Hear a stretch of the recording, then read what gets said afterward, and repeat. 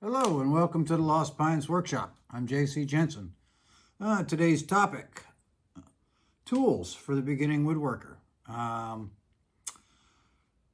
see this question a lot. What tools do I need to get started? So let's briefly discuss what kind of tools we might want.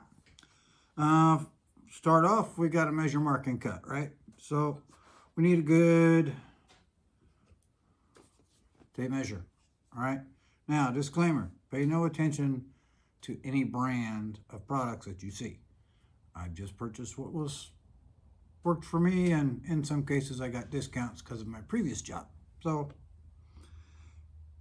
do your research on brands. There's reviews out there all of the time on which one's the best.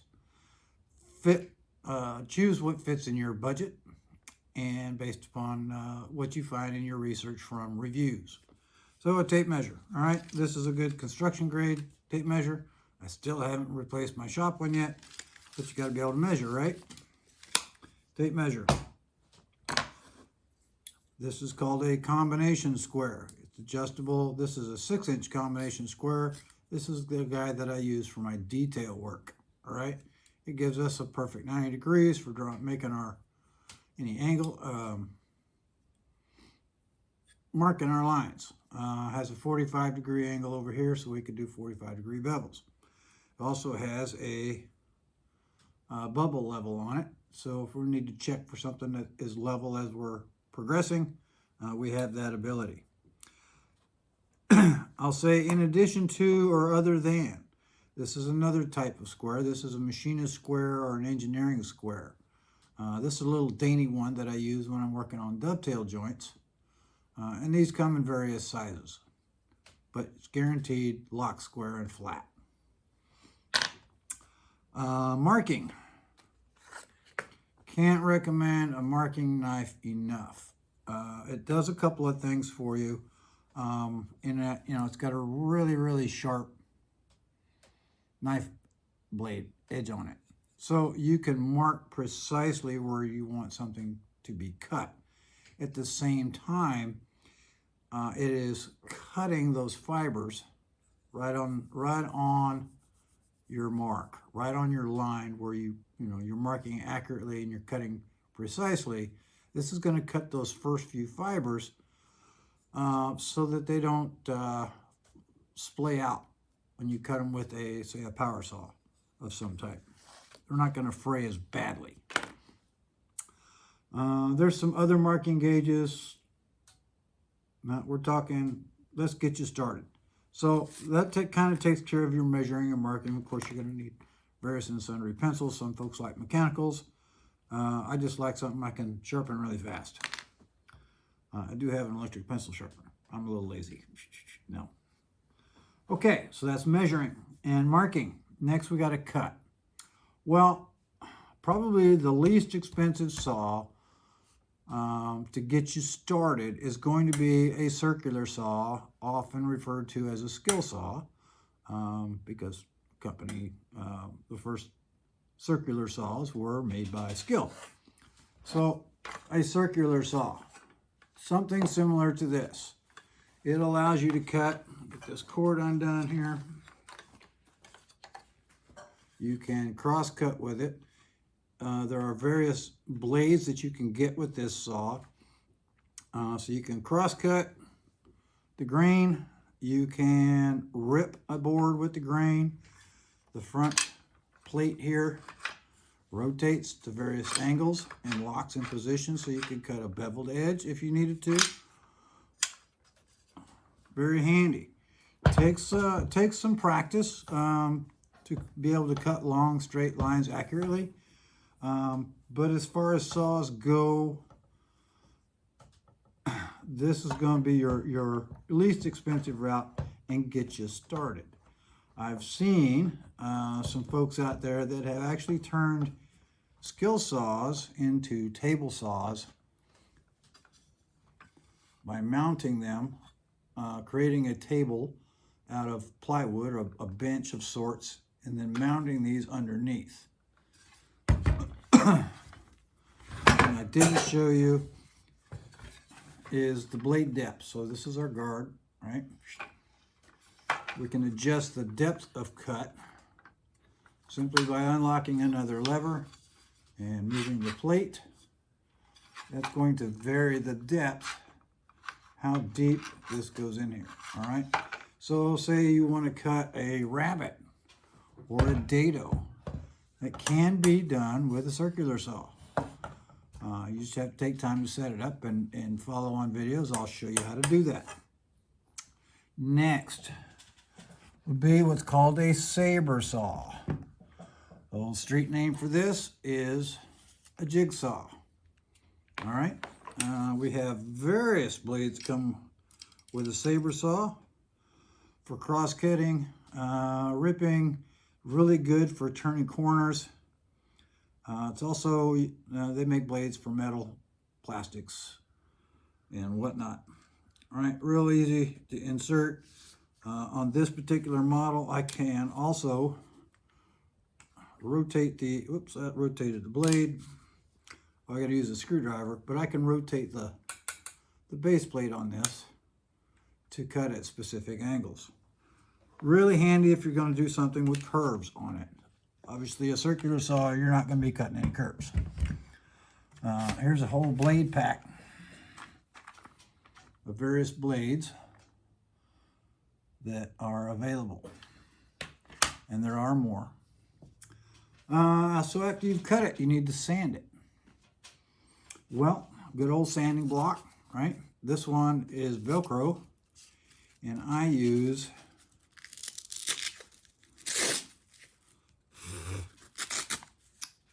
Orbital sanding disc. It has the fuzzy part.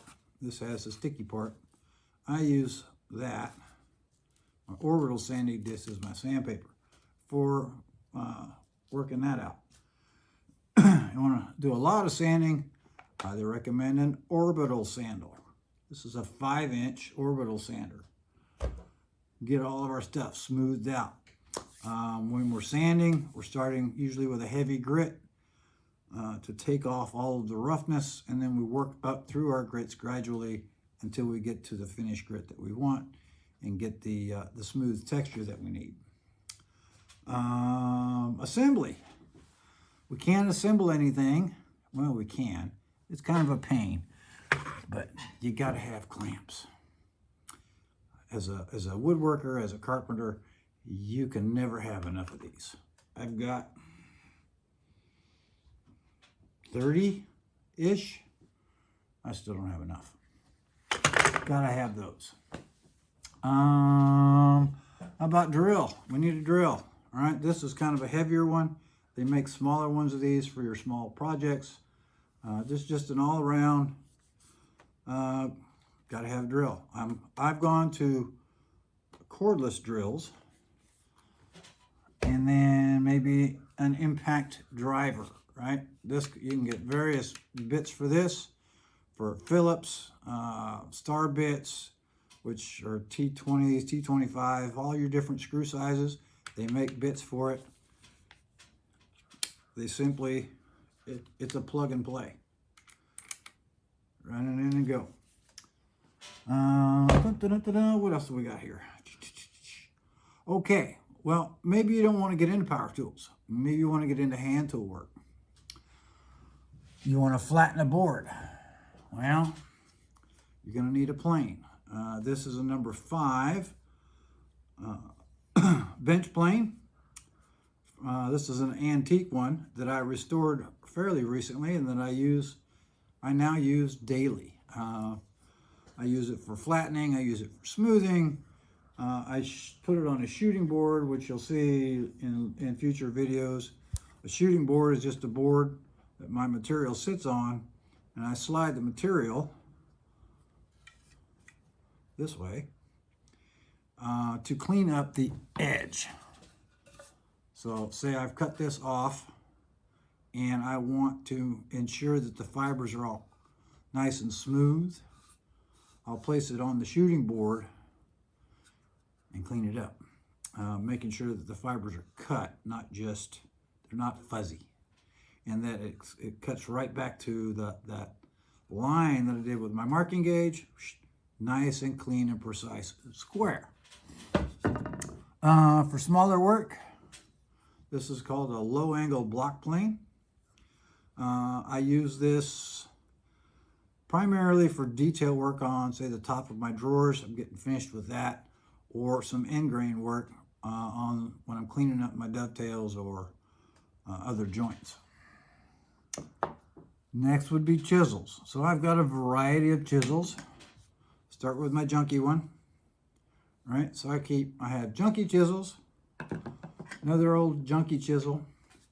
This one is metal on the end. This has a plastic handle. Get into that in a second. And then I've got my good chisels. All right, these have, rather than just carbon steel, this also has chromium in it, which makes it a little, it's a tougher steel. Good for, obviously, cutting. I can do mortise and tenon. Of course, I've got a whole nother set of chisels for that, which are shaped differently. But chisels. So you got planes and chisels. Back in there for our finishing, we've also got files. So this is a round file, or a rasp. This is a triangular, three-sided file. There are different grits to each side. This is called a rasp. It's flat on one side and it's domed on the back side. So this is good for working your corners. That's in the finishing category. So on my chisels, like I said, this one's plastic, this one is a metal. This has a metal ring, but it's wood. This is a wooden handle. You're going to need a mallet of some sort. This is a small one that my father made many, many years ago, and I have beat to death. Wood mallet for the plastics. Wooden mallet for the wood. You got a metal one, and like I say, I use this primarily just for cleaning off glue, but you can use with the metal head here. The steels run all the way through this, so you can hit this with a metal one. But we don't do this. I don't use this for precise work at all. Oh, I started in the wrong spot. Before we bother with any of this, we're gonna work on this safety. I got eyes, I got all my fingers, all my toes. My ears still mostly work. Tanks kind of messed that up a little bit. Safety. You got to get something. Good safety glasses. You can, if you wear a prescription like I do. I'm now up to progressives. Yeehaw. Older you get.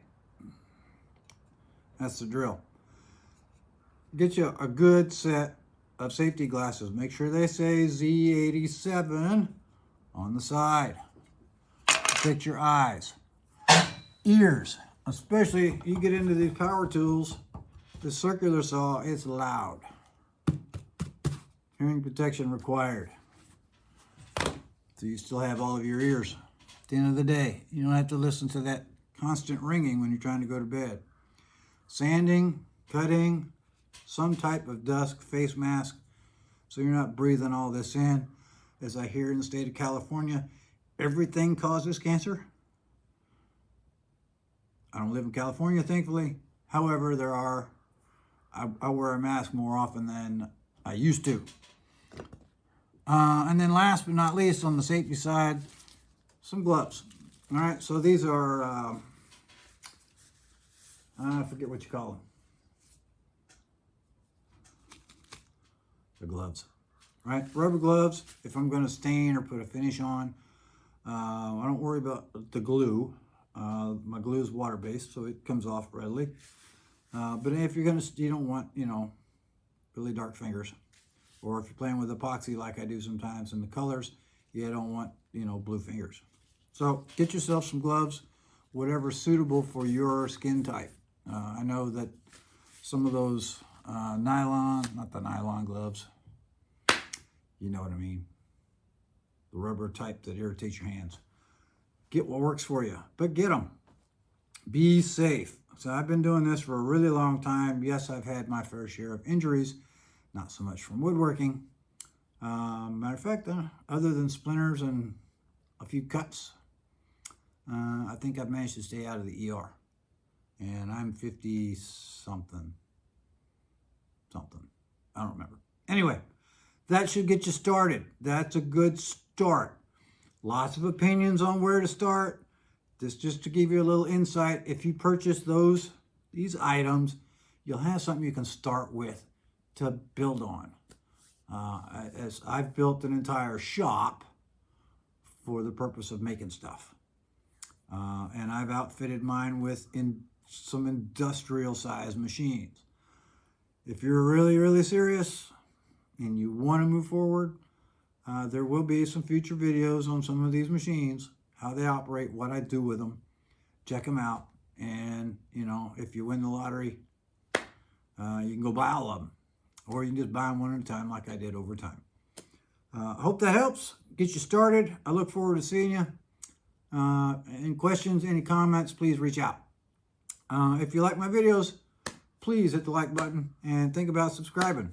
And check out my sponsor, not my sponsors, but the folks that I support down below in the description. Thanks and have a wonderful day. We'll see you down the road.